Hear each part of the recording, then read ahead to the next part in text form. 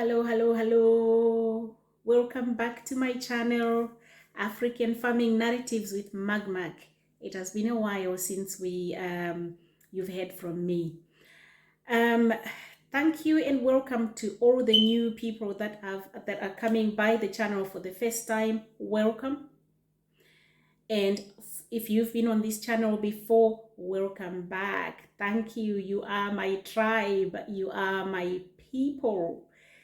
We gather here to talk about all things farming in Africa, and in particular on this channel we talk mostly about castor beans because I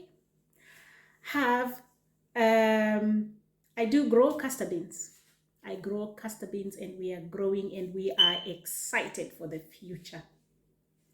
So far we've talked about a lot of things on this channel regarding castor beans, but I just realized we haven't spoken about the health of the castor bean plant. So what do I mean by the health of the plant? So I'm a nurse. I take care of people. I take care of people's health and I help them to regain their health and I help them to get back onto the path of recovery. And the hope is always that they go back to their baseline. They go back and be, as they were before they became sick. So as a farmer also, I have a responsibility to the crops that I grow in my farm or to the animals that I keep on my farm. We need to check their health and we need to increase productivity by making sure that our plants are healthy, our animals are healthy. Actually, when I was researching poultry, I realized that if you want to do better with your poultry projects, you separate the sick chickens and you create a hospital for the sick chickens. When they are nursed back to health, you bring them back to their main flock. So we must do the same with our plants, right? So as I'm talking about the health of the plant, the first thing I'm going to talk about in this video is the nutrients or the malnutrition that can happen to your plants as a result of lack of certain nutrients. In the next videos that come, I'll talk in another video, I'm going to talk about the pests that affect the crop and how we can possibly eradicate them. And in another video, I will talk about the diseases that affect our plant, the castor plant, right? As I'm recording this video, I'm also showing you in the background a certain plant that was growing in my garden. I've got some castor bean plants in my garden, in my house, not in the farm. So one of the plants got affected by micronutrients deficiency. It was growing well, as you can see from the video, but then there was a certain kind of unhealthy discoloration that we saw. The plant itself was healthy, the leaves were strong, but the color was off, and I wondered what it was, and I just thought maybe it was a different variety of a castor bean. But as it kept growing, I started seeing that those areas where there was discoloration, it started appearing as if a certain pest is eating that place, but actually there were no pests that were growing or that were eating that plant. So I decided to talk about these things today. I will show you also a guide, two guides actually. The first guide will just be talking about, will just be showing you the castor plant micronutrient deficiency. The different colors of the leaves depending on what nutrient is lacking on the plant.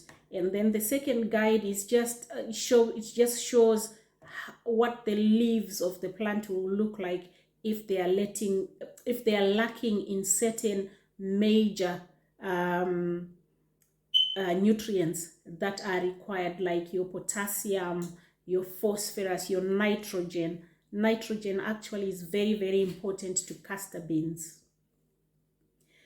Okay, so according to my video, my plant lacked, according to the video of my plant, I think it lacked mainly magnesium.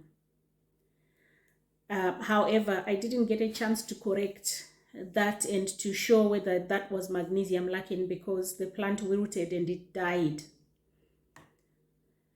Right, so how do we correct these problems once we notice these problems on our crops? The easy answer is we apply fertilizers. So there's different kinds of fertilizers. If you want to grow your crops organically, you apply organic fertilizers. So with the organic fertilizers, to my knowledge, there's two kinds.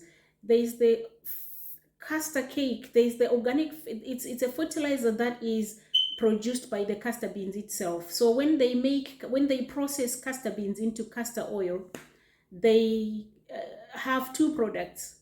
First product is the castor oil. The second product is the castor cake. It is the residue that is left behind.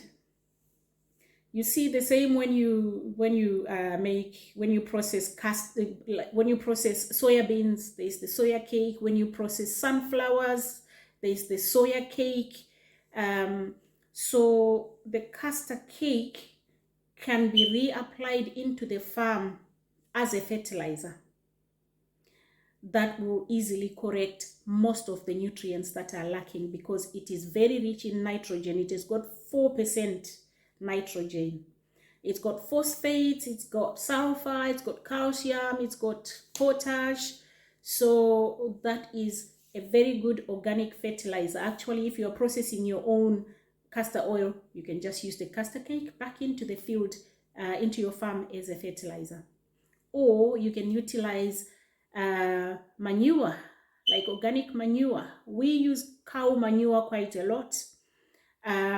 You can use chicken manure, you can use any other manure into your farm just to try and correct these deficiencies.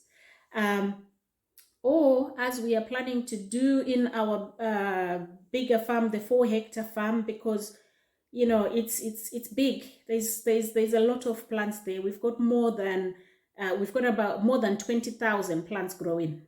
The place is big. So we may not be able to find the enough organic manure to cover the whole area. So we are just going to go and use the mineral fertilizers, the NPK, nitrogen, potassium, and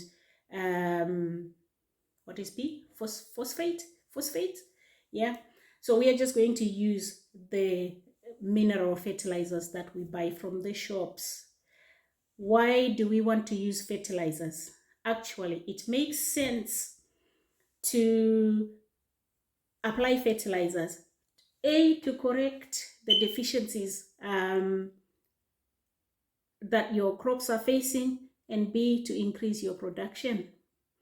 Application of organic manure to your crop will increase your yield, your production per hectare by up to 480 kilograms per hectare. So that's quite a lot. It's nearly half a ton that you can get more if you apply fertilizers, organic fertilizers. On the other hand, if you apply mineral fertilizers, you can increase your yield per hectare by about 820 kilograms, give or take. And if you do a mixture of the mineral fertilizers and the organic fertilizers, that can increase your yield per hectare by a ton. So if you were expecting to get 3 tons per hectare and you use these fertilizers, a combination of them, you can actually get 4 tons per hectare. Anyway, I don't want this video to be too long. This is what I had for you today. And if you liked the content, please press that like button. And if you've got any questions, do not forget to use the comment section to ask or to tell us what you think. And also do not forget to share and to subscribe. So thank you for watching. Stay blessed, remain blessed. Until the next video, thank you. Bye bye.